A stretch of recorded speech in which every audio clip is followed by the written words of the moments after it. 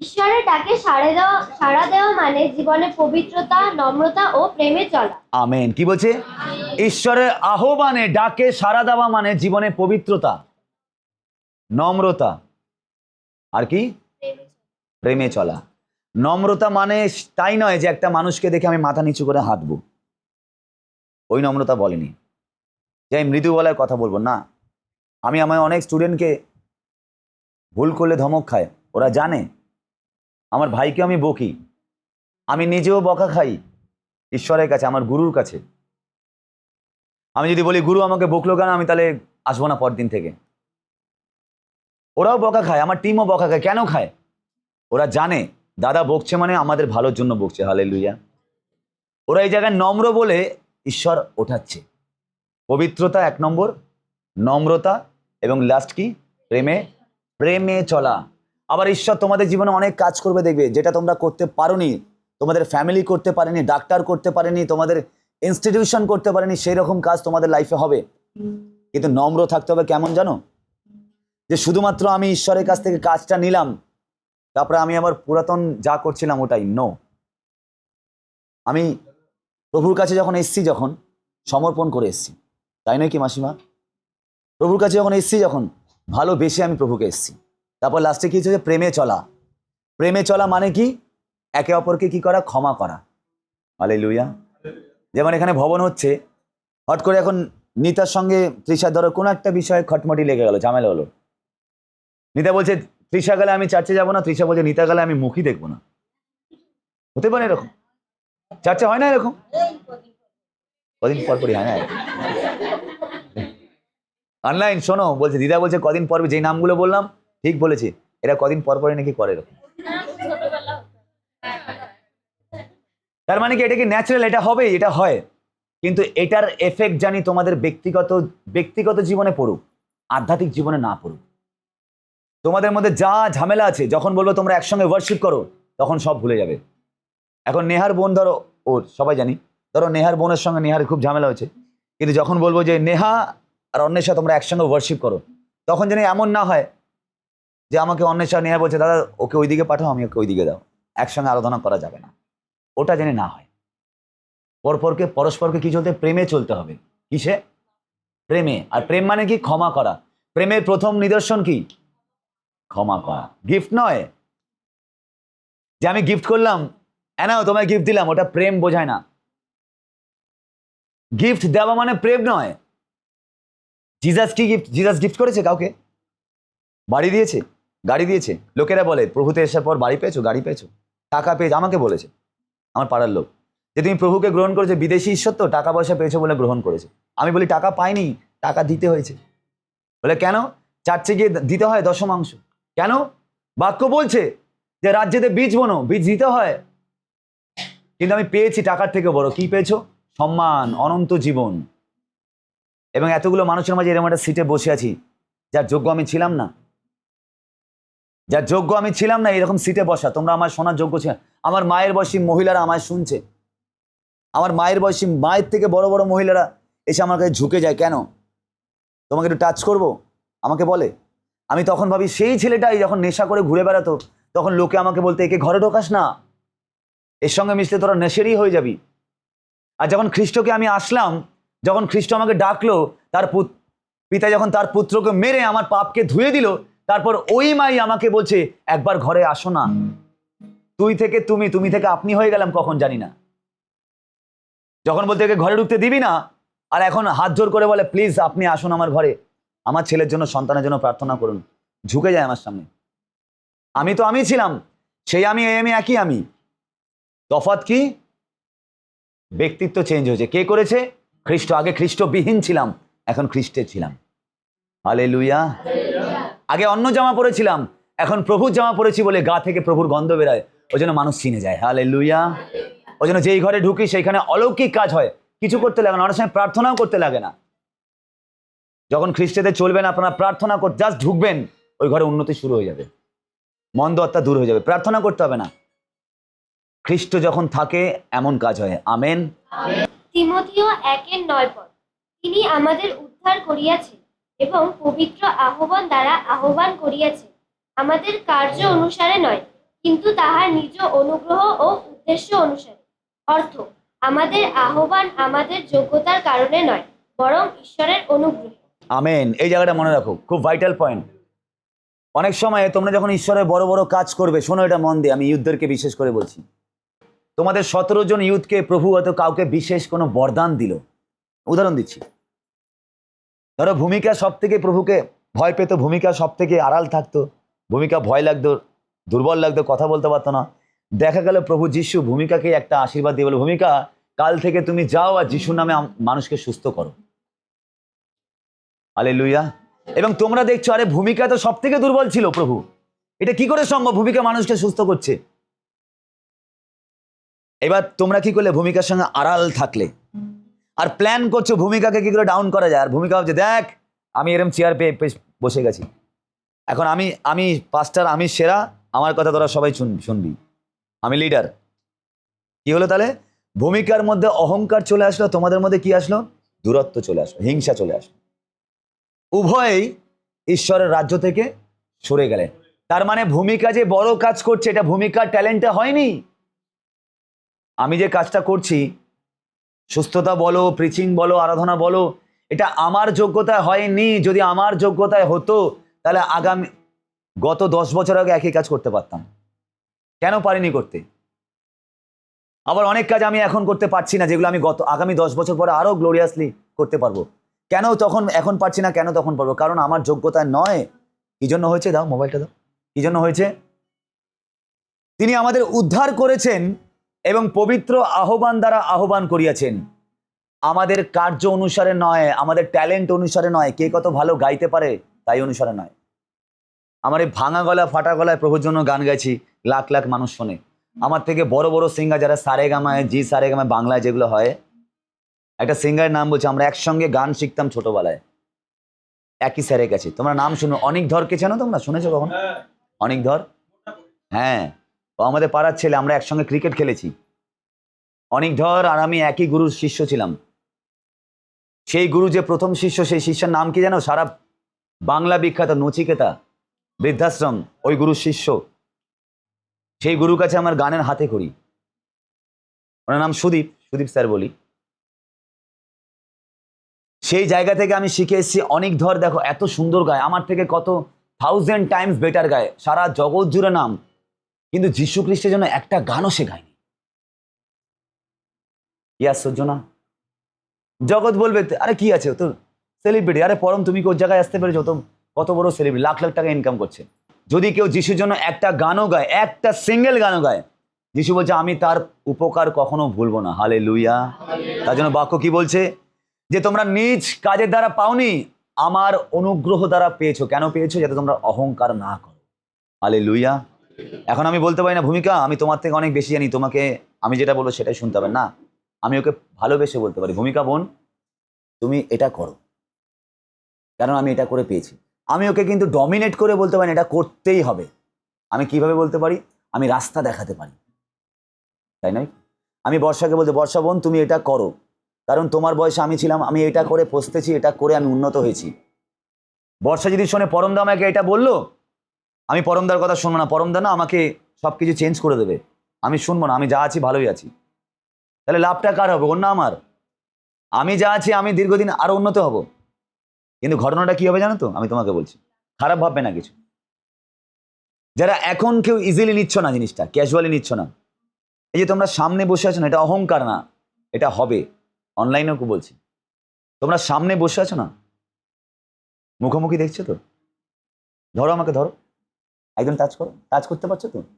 আমি যিশুর নামে বলছি, একটা দিন আসবে যখন যদি আমার কথা তোমরা শুনছো, যদি পালন না করো প্রভুতে, তাহলে মাঝখানে অনেক বড় গ্যাপ থাকবে। এবং ওই একইভাবে যেটা যতটা তোমরা সামনে বসে আছো, ওই সামনে আসার জন্য তখন অনেক টাইম লেগে যাবে তোমাদের, বুঝতে পারছো? এবং আমাদেরকেও তোমাকে ডাকার জন্য ডাকতে আমি পারবো না। কেন পারবো না? কারণ আমি একটা সিস্টেমের মধ্যে চলে আসবো।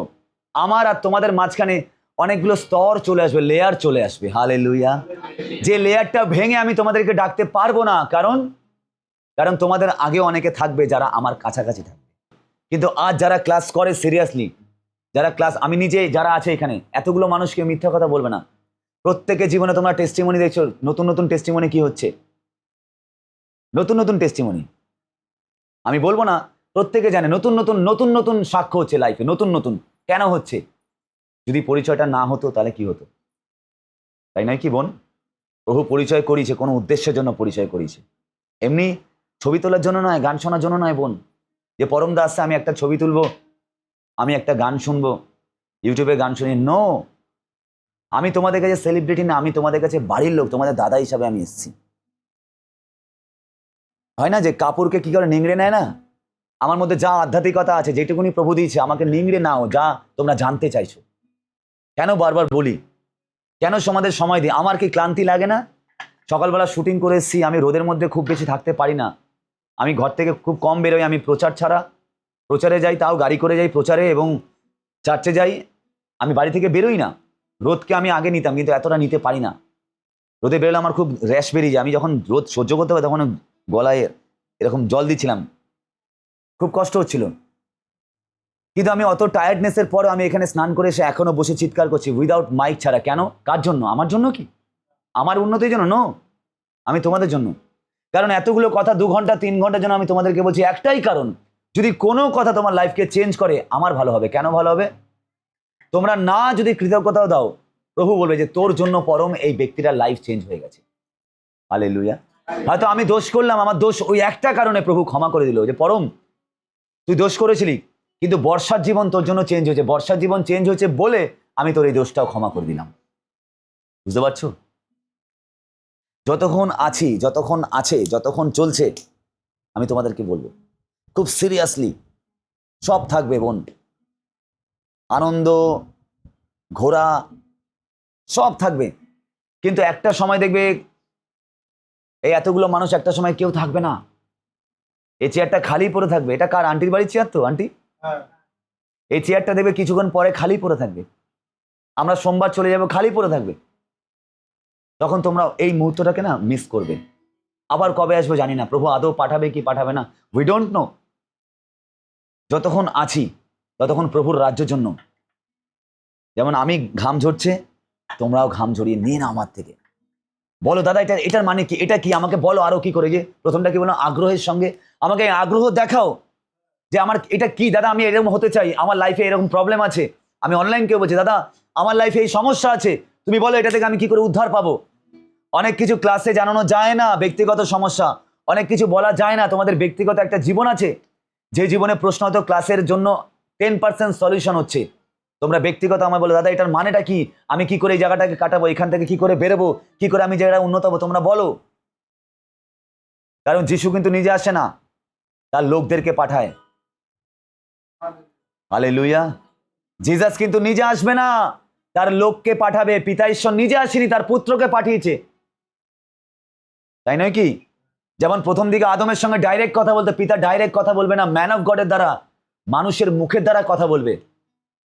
ওই জন্য বলছিলাম না 17 জন থাকবে, কেউ হট করে দেখবে উন্নতি পেয়ে গেছে, আবার কেউ একটু ডিসব্যালেন্সে চলছে, কেউ সরে যাবে, কেউ প্রচারক হয়ে যাবে, কেউ আরাধনাকারী হয়ে যাবে, কেউ গায়িকা হয়ে যাবে, কেউ প্রভুর নামে চাঙ্গাই দেবে মানুষকে, আরো কেউ কেউ দেখবে ওই সংসারে ঢুকে সংসারে চলে হারিয়ে গেছে।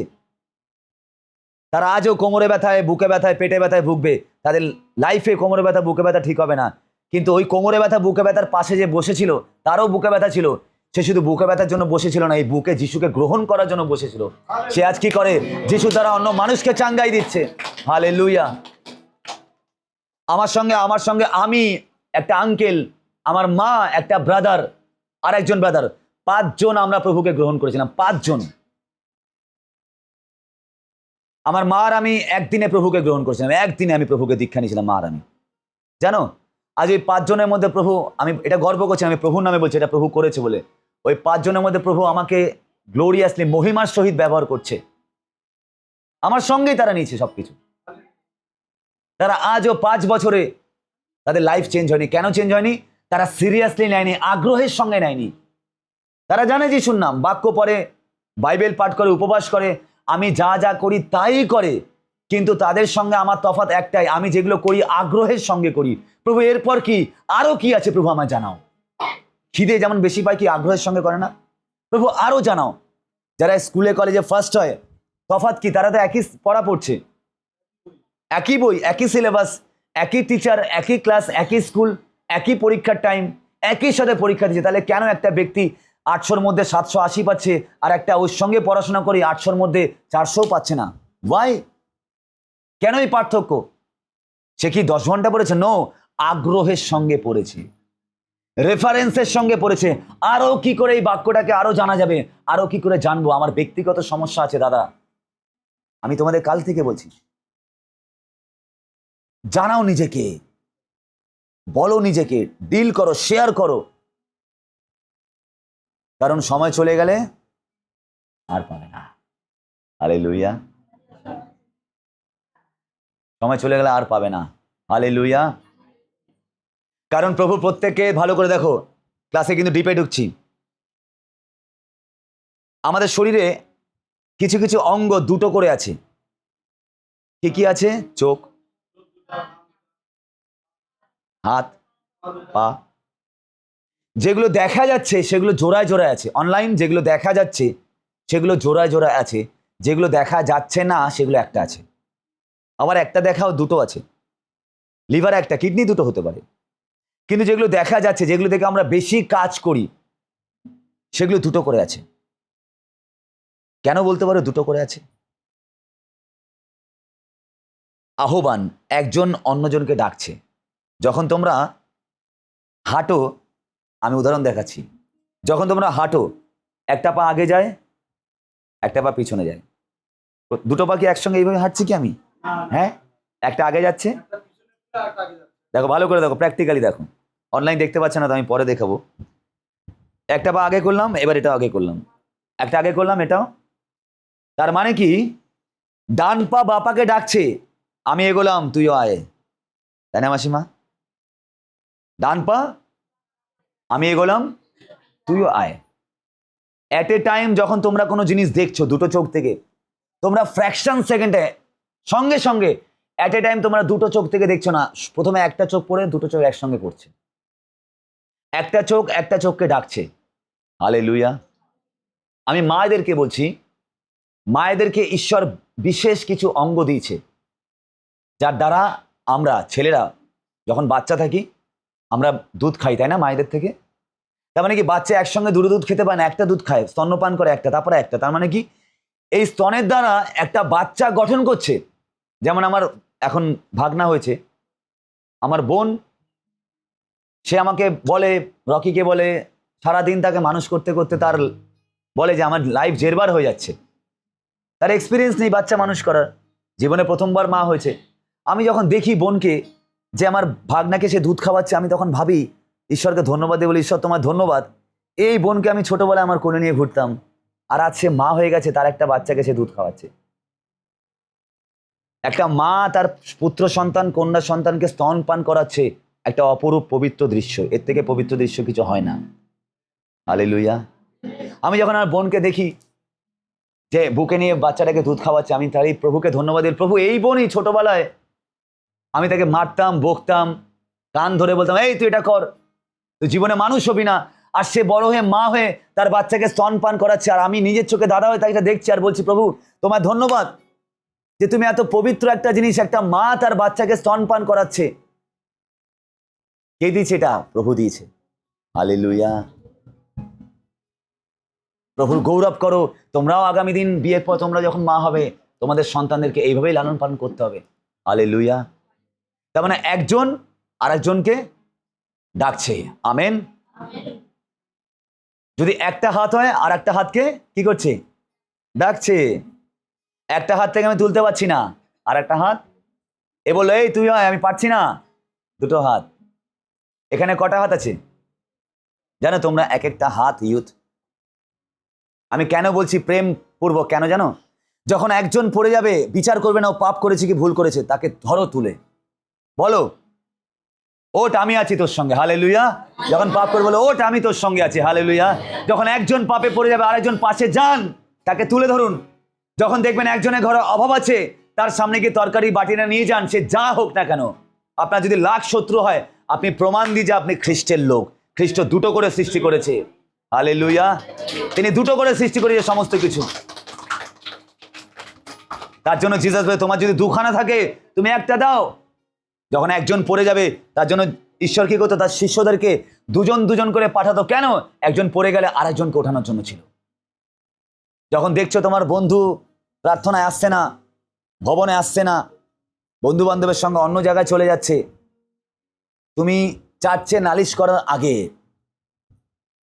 আমাকে বলার আগে, দাদা ও কিন্তু বাইবেল পড়ছে না ঠিক করে, না, সবার আগে হাঁটুতে আসো, বলো যে প্রভু আমার প্রিয় বন্ধু, যদি আমি একা যাই আমি গিয়ে কি করবো প্রভু গো, যদি ও না যেতে পারে, তুমি যেমন আমায় নিয়ে এসছো তুমি ওকেও ডাকো। হালেলুয়া। দরকার পড়লে আমি 3 দিন ফাস্টিং করবো আমার বন্ধুর জন্য। বন্ধু হলো সেই প্রকৃত যে গিফট করে না, যে তাকে অনন্ত জীবনের জন্য ফাস্টিং করে, পবিত্র হবে তার জন্য প্রার্থনা করে, সে হলো আসল বন্ধু। হালেলুয়া। যদি কোনো বন্ধু আপনাকে যিশুকে জানায়, সে হলো আপনার প্রকৃত বন্ধু। আজ হিংসা করে দূরে সরিয়ে দেওয়া অনেক ইজি। একটা ভুল করলাম, কাট, বাদ লাইফ থেকে, অনেক ইজি।